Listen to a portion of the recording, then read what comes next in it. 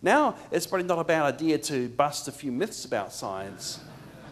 And I don't mind using those guys, even though they're a bit atheists, actually. But there's a lot of myths about science and evolution and Christianity. And one is that, in fact, it's a science versus religion battle. That Christianity and creation are religion and evolution is science. But let's talk about that.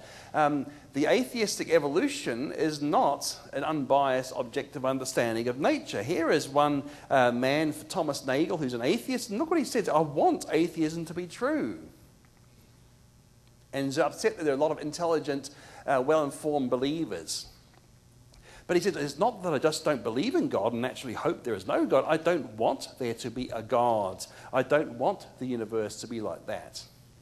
Now, recently, this guy has actually gotten into trouble with his fellow atheists because he's now written a book which is very sympathetic to intelligent design, because he sees the shortcomings in evolution and admits that the design movement has a strong case. But he's still an atheist, and a very staunch one, as we can see from here. Now, here's another one. Lawrence Krauss has been in the news as well. He's written a book called Something from Nothing, basically. He wants to believe that we don't need a creator for our universe. And he is very good mates with Richard Dawkins. They had a big love fest between each other at the University of Arizona. But he says, I would call myself an anti-theist. Not just an atheist, but an anti-theist. He's against God. I'd actually use the word misotheist, a God hater. Maybe I can't prove there's no God, but I wouldn't want to live in a universe with one. So he's got a bias. He's got an anti-God bias. He is not an objective scientist. I mean, I will admit my bias. I'm biased towards the Bible. Then the question is, why am I biased? Well, you may have a look at Christianity for Skeptics and find out why I am biased. It's a good bias to have. But he's got a bias every much as strong as I have. And here's another case of bias here from Richard Lewontin, who's a geneticist and a Marxist from Harvard. And he said, we take the side of science in spite of the patent absurdity of some of its constructs, in spite of its failure to fulfill many of its extravagant promises, in spite of the tolerance of the scientific community for just so stories, because we have a prior commitment to materialism.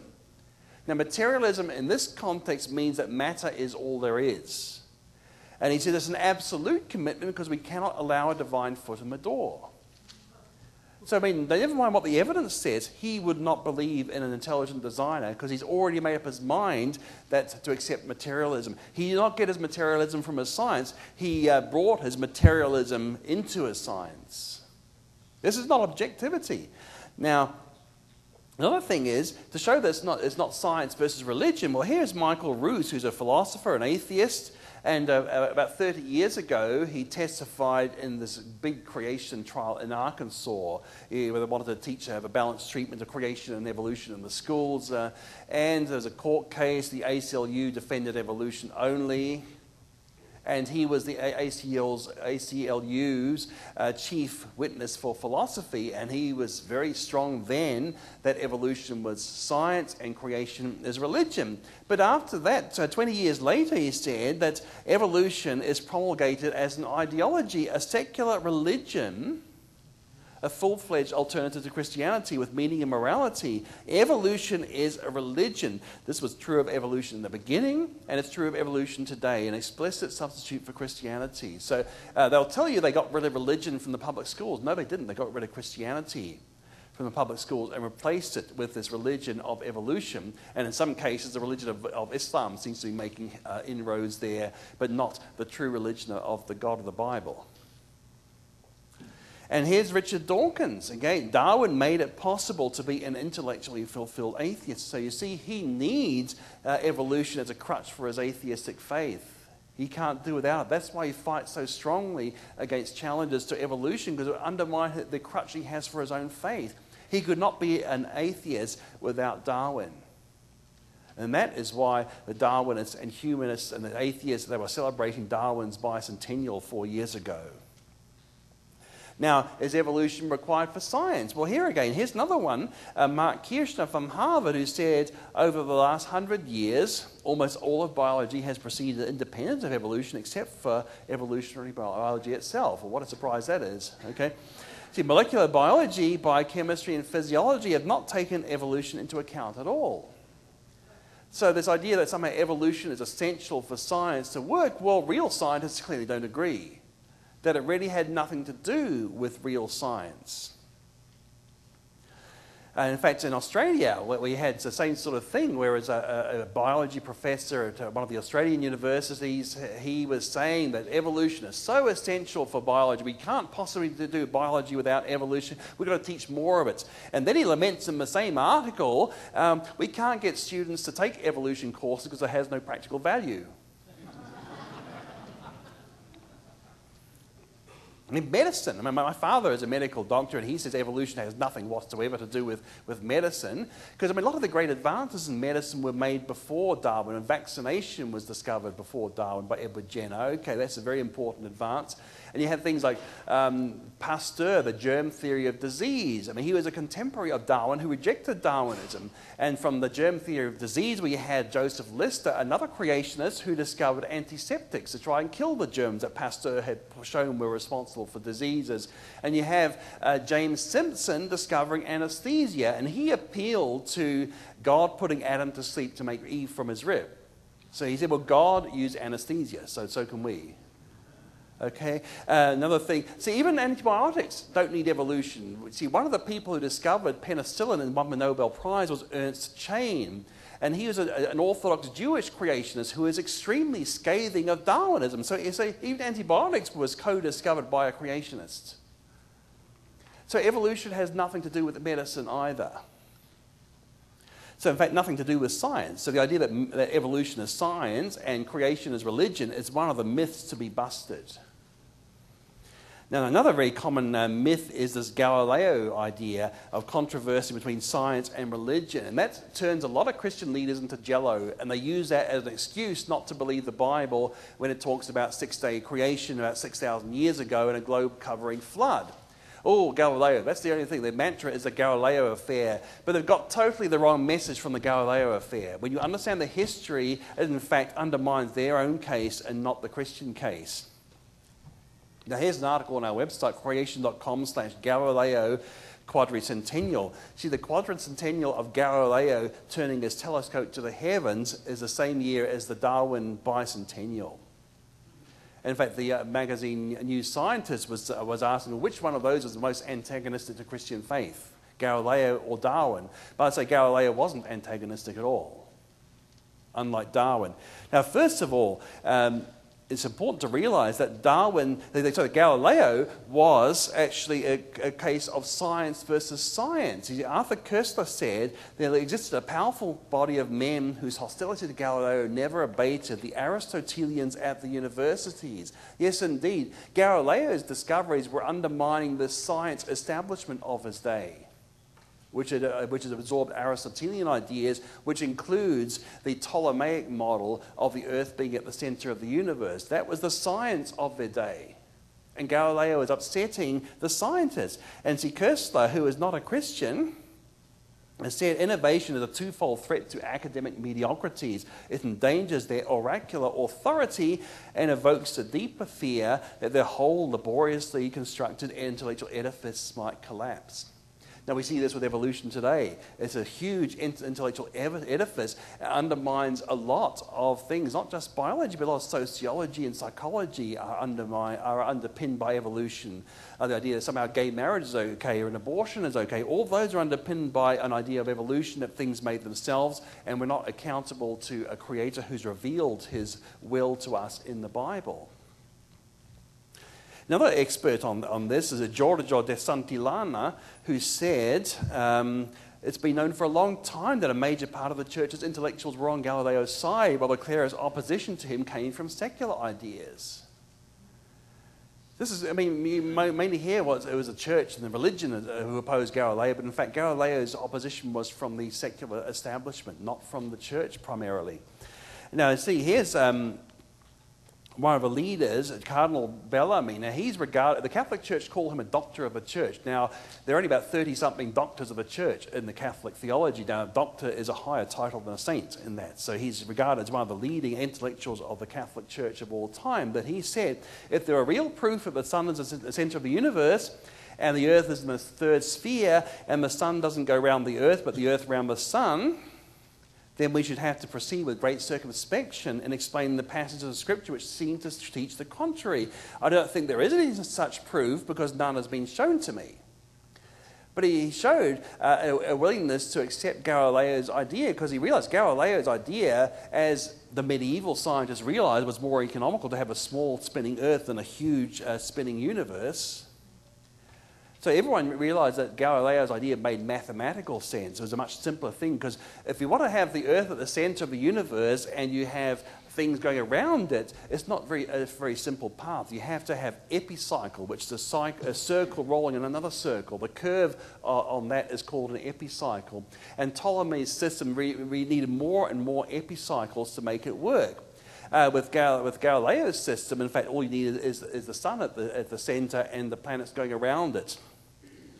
In fact, Kepler was the one who solved it. Just a bit after Galileo, he realized that you can solve all the problems by having planets moved in elliptical orbits, and that was a very simple mathematical equation. And from that, Sir Isaac Newton, and to say another young Earth creationist, realized he could actually explain the elliptical orbits by having the three laws of motion and the law of gravity. So certainly there's a very productive model for the development of modern science, while the Earth-centered model is not very productive. It seems ad hoc. And that was the main point about the Earth-centered universe. It's not very efficient. But the thing is, it had not been proved in Galileo's day. Galileo did not have the science on his side. We can look back 400 years and say, well, yes, of course the earth is going around the sun, but in Galileo's idea, they didn't have that proof.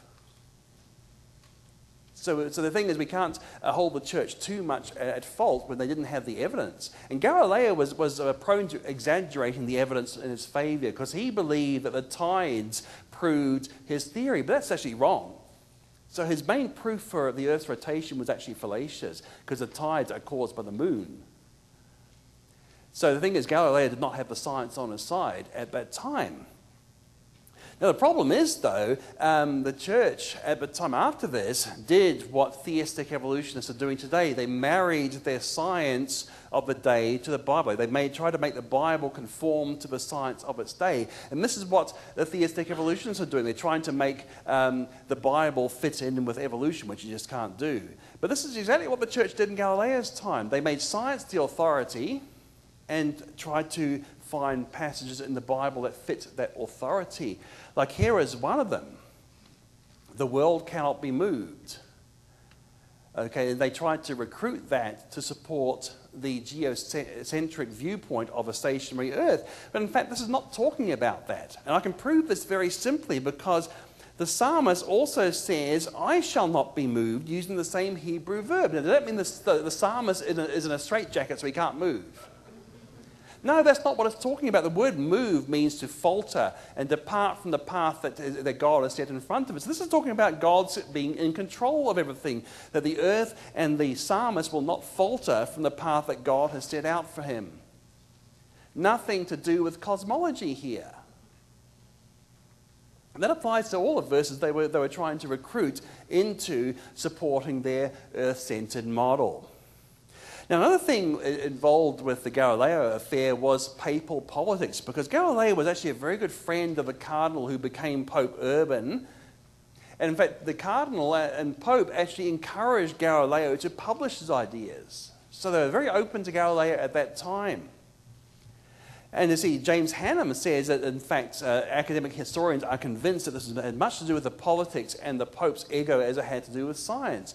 You see, when Galileo had a very abrasive personality and put down his opponents a bit unfairly, now, in those days, they would publish their views in the form of a dialogue. So he published a view as a dialogue between a guy who believed in an Earth-centered universe and a sun-centered solar system. The problem is Galileo chose a character called Simplicio, which means the fool, to represent the earth-centered universe, and the Pope recognized his own arguments in the mouth of the fool. So he thought that Galileo was trying to make him look foolish. So, of course, these once best friends became bitter enemies. And this is why we have these trials of Galileo, purely because of the Pope. Because most of the churches, the intellectuals, did not care about this. They realized that Galileo had said nothing heretical. It was just against what the Pope believed. It was a direct attack on the Pope. And I can prove this because just about 30 years after Galileo died, the Jesuits were teaching Galileo's ideas to the astronomers in China.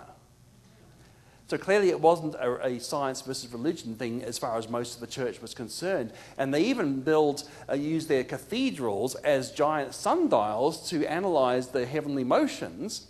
And they used that to help support Galileo's views. So once the Galileo and the Pope had died out, there was no opposition to Galileo after that.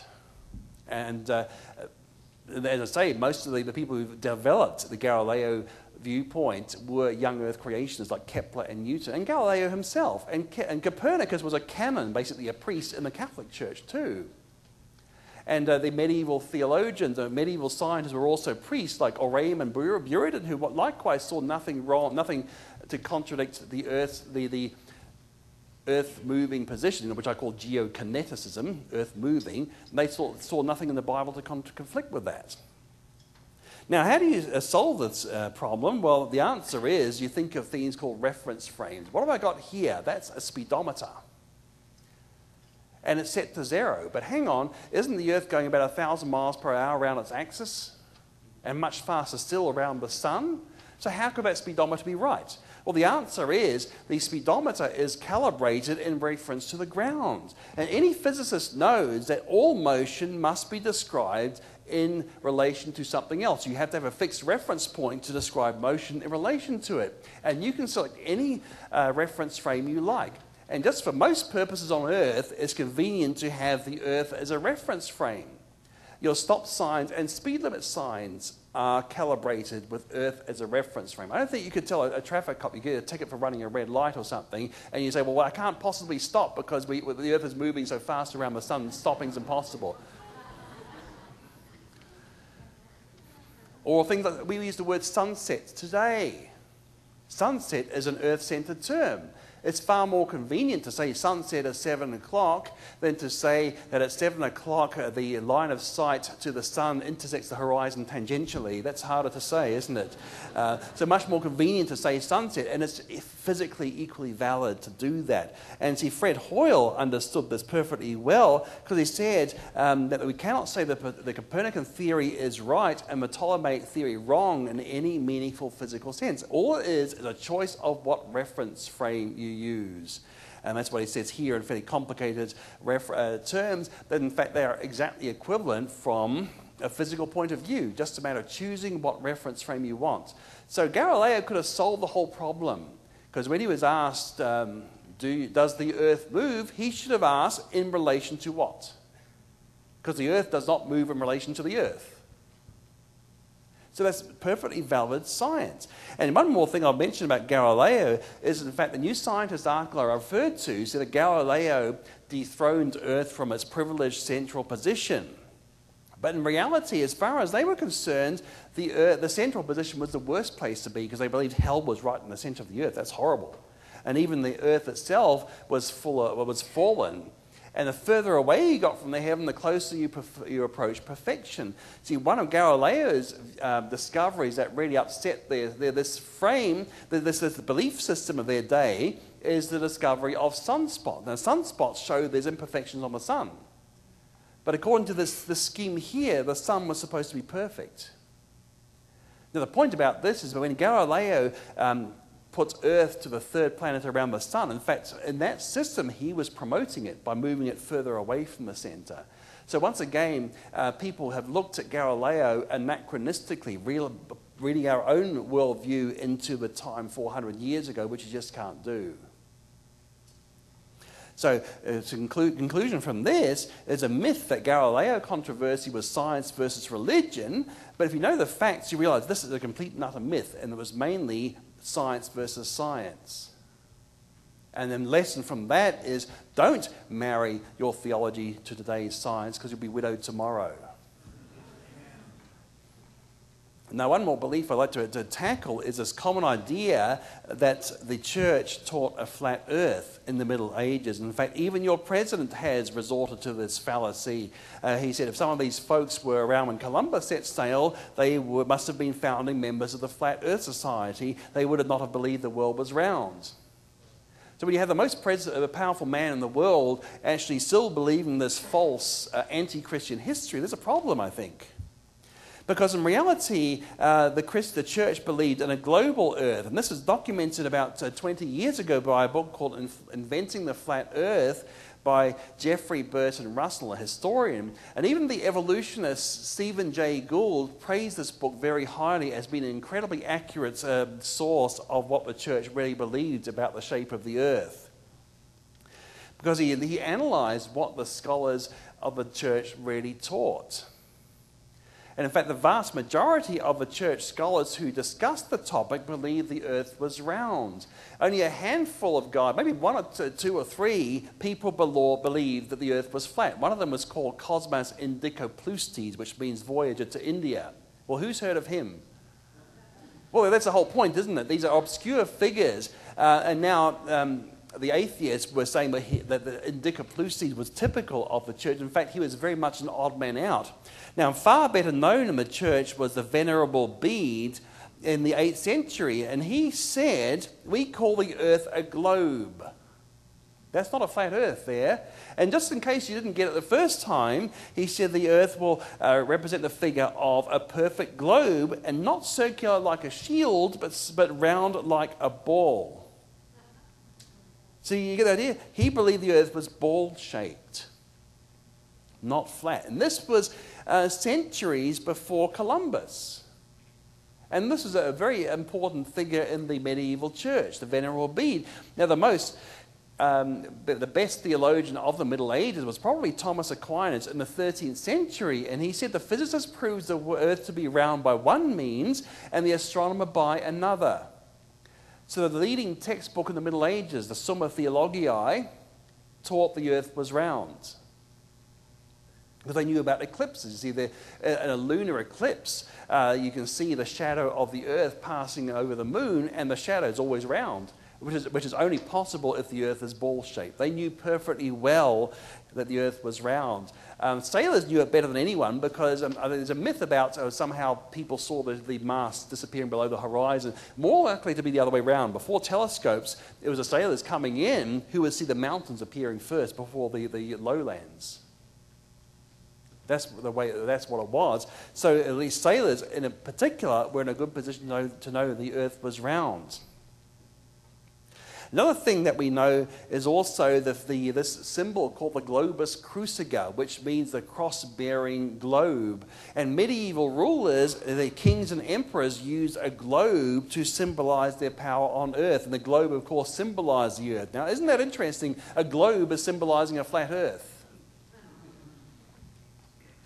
But you see how these guys are all holding a globe, and the huge cross over the globe it's big because it's important, not because it's literally that big, but because the Christ is all important. So what this globe is doing, as you see in these several pictures here, they're all holding globes, is because they believe that Christ was a Lord over the whole globe, but the king holding the globe, it was symbolizing that he held dominion over this portion of the globe under Christ. So right from the 8th century, you have this symbol called the globus cruciger, which showed that the kings and emperors believed the earth was round. So this was common knowledge in the secular rulers and in the church that the earth was round. Now, the issue of Columbus actually had nothing to do with the shape of the earth, because no one disputed it. The issue with Columbus, in fact, was the size of the earth. He got the wrong meaning of the word mile because the Arabs had a different mile from the Italians, and therefore he actually underestimated how big the earth was. So if anyone laughed at Columbus, they were laughing at him because he didn't have enough provisions for his voyage. But remember, he wanted to reach India by sea the long way round. And in fact, his critics were right. He had actually got two smaller distance. And they were quite correct that he didn't have enough food to reach India the long way round. It was complete dumb luck. There was a continent in the way. But he thought he reached India. That's why the people today, the natives, are called Indians, because Columbus called them Indians. He thought he'd reached India, so these were the inhabitants of India. But again, it was only luck that he actually found the continent. But his critics were right. Columbus had underestimated the size of the earth. That was the issue, not the shape of the earth. But unfortunately, we have Washington Irving, one of your first American novelists. He was the one who invented this complete and utter fiction of Columbus being laughed at because he was the only one in the world who believed in a round earth. This is a complete and utter fiction. And then atheistic humanists like Andrew Dixon White and John Draper. I mean, Andrew Dixon White was the founder of Cornell University as a secular university, and they were trying to use this myth of the flat earth to bash opponents of Darwinism. That's what we had today, because Richard Dawkins is quite fond of accusing creationists of being flat earthers. He's continuing this false history to attack opponents of Darwinism.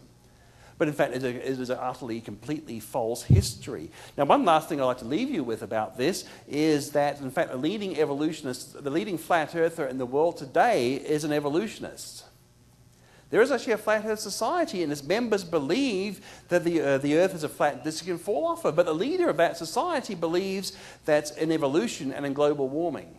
So if an evolutionist like Dawkins calls you a flat earther, you should point out that the leading flat earther is one of his fellow evolutionists, not a creationist. So again, this is a bit of an irony. The leading flat earther is an evolutionist, not one of us. So here's again another myth that's been busted, that the early church and medieval church believed in a flat earth. There's actually no historical basis for it. It's completely contrary to history. And yet this is a lie which has been taught to attack Christianity. But thank you very much for listening to me. I think this is actually a very important part to understand the history, because these are the arguments that atheists often throw at the church. And in fact, also those who want to compromise with long ages and evolution will throw these things at you as well. So it's important to have the historical facts so you know how to answer these false charges.